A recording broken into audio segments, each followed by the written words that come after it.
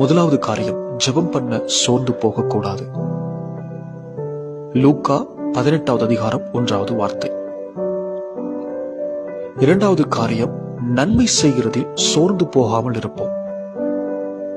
கலாத்தியர் 6ஆம் அதிகாரம் 9வது வசனம். மூன்றாவது காரியம், உபத்திரவங்களினால் நீங்கள் சோர்ந்து போகாதிருங்கள். எபேசியர் 3ஆம் அதிகாரம் 13வது வசனம். நான்காவது காரியம், ஆபத்து காலத்தில் சோர்ந்து போகக்கூடாது.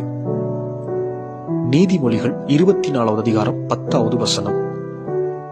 ஐந்தாவது காரியம், கடிந்து கொள்ளப்படும் போது சோர்ந்து போகாதே.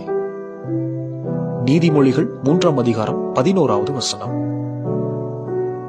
ஆறாவது காரியம், ஊழியத்தில் சோர்ந்து போகக்கூடாது. 2 கொரிந்தியர் 4ஆம் அதிகாரம் 1 மற்றும் 16வது வசனங்களில்.